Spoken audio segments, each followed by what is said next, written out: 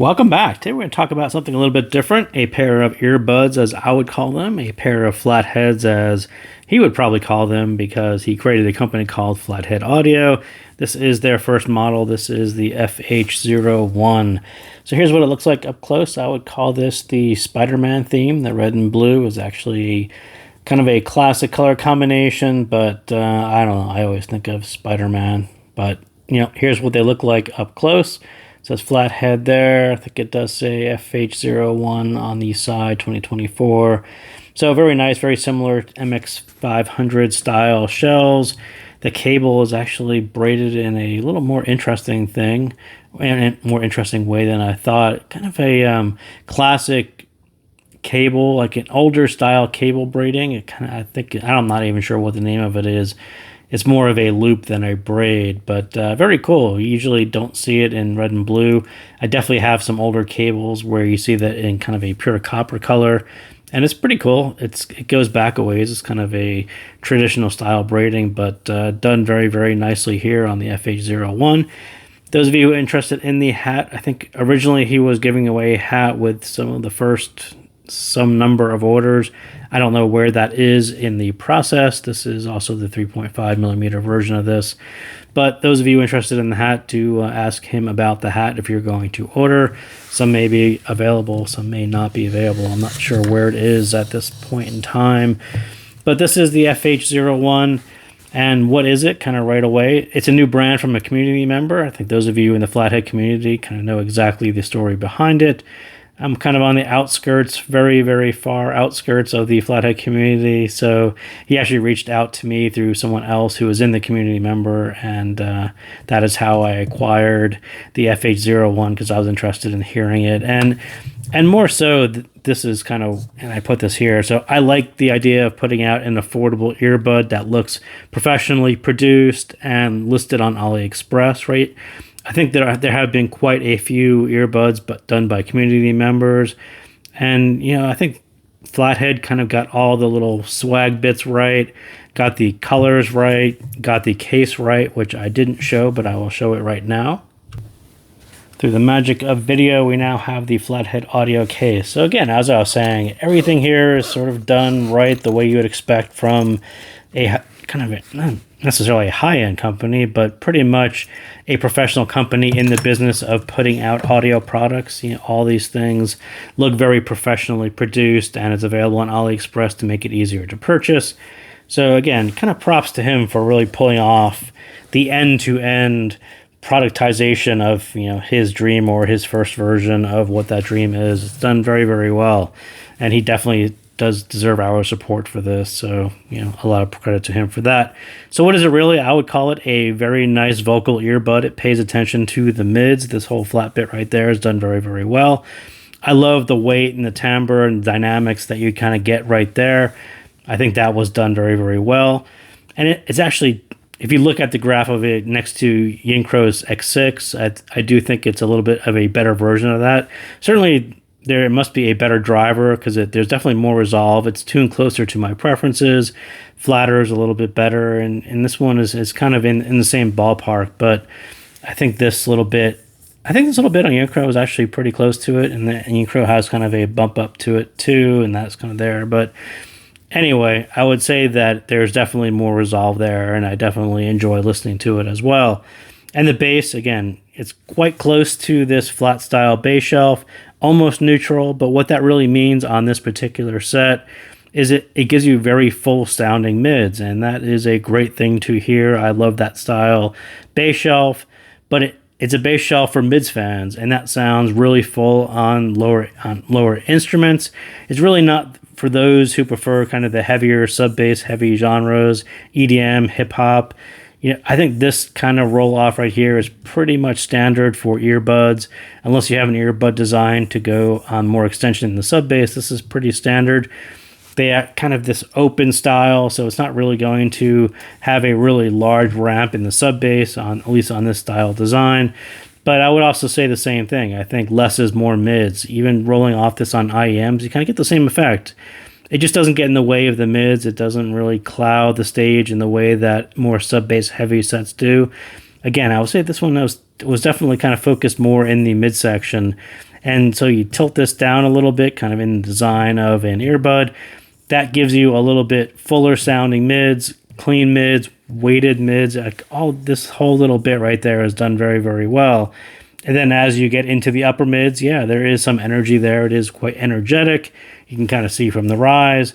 And then this little bit, and I'll talk about that when we get to the treble section. But yeah, mostly this whole flat bass shelf is kind of my thing. I actually love the way it does. This lower bit right here on something like Tori Amos on the piano, just the one, those vocals, those lower instruments that kind of sit right there and sound very full and very natural. That's exactly what this bass shelf is great at. And the mids, I think the tough part, as this is a very resolving style bass shelf, it's not really boosted, it's not really trying to mask the mids, it's just kind of a very revealing style bass shelf. And then you're going to get these any kind of small treble level changes, those are going to come forward without the same in bass, right?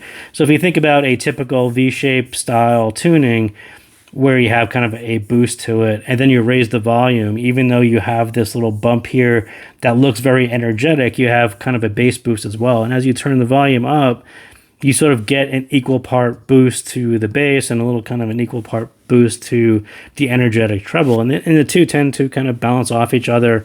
But when you have this kind of flatter style bass shelf like this, with a more energetic style upper mid, lower treble like that, as you're turning up the volume, you're not really getting the corresponding boost in the bass. So you have to be really, really careful with how much boost you put in there. Small changes are going to be very apparent, very noticeable, and they are going to come forward if you don't have that corresponding bass kind of behind it. But again, as I said, I love the lower mids. I love Tori Amos's lower vocals right there.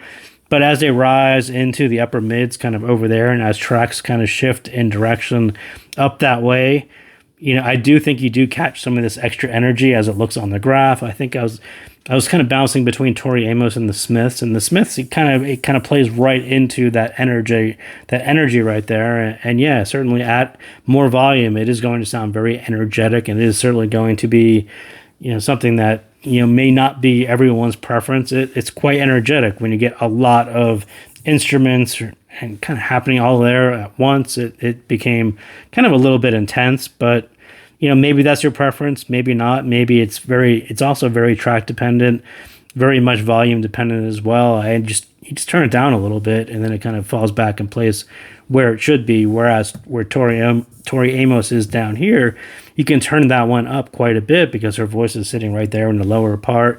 As her voice rises into the energetic part, yeah, maybe you turn it down a little bit. But man, the whole lower bit down there, I'm so used to hearing IMs with maybe smaller drivers done in kind of in-ear as opposed to earbud style. It's always really nice to kind of revisit what those sound like on a dynamic driver, on an earbud style, or even a headphone style.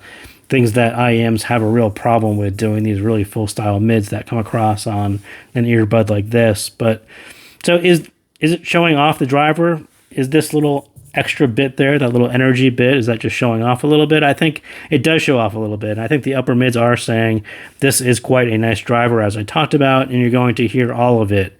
But at the same time, I think it does step out a little bit. It's really hard to really balance these two. So that's kind of why I say there's a but out there. I think this has a lot of energy and tends to make this a little bit harder to hear. And so as we get into the treble part, I'll say that there's really IM tunings that focus on everything up to about 5K. So when you kind of look at it, there are IMs that really focus on this range that goes to about there. And they can certainly do really nice vocal sets in that style, but it really throws off the treble balance. If you're used to hearing the air out here and sort of those upper harmonics and the things that make it sound atmospheric or ethereal or just higher in the sound stage, it's really hard to get away with that much energy. And you either have to push this up a little bit, which people don't like, or you have to lower this just a little bit so this becomes more audible. And that would have been a really nice kind of balance to it. And as I said, don't put all of the energy into the lower treble. As it sounds good, this can certainly sound good on a lot of tracks, but it doesn't necessarily sound realistic. You want to have that nice energy in the lower, but extend the upper to the horizon. You want to hear this one kind of extend all the way out, so it really feels like It's what really creates the space. It catches the parts between the notes. It's a sense that this earbud is playing back everything in the recording and giving you a sense of being in the room. So when you don't hear this little bit out here, or you hear too much of this and not enough of this, it tends to sound a little bit flatter. It doesn't create the space. It doesn't have that air, which is why they kind of call this the air region. And it's a style of tuning that isn't really unique to FH-01. It's not unique to earbuds.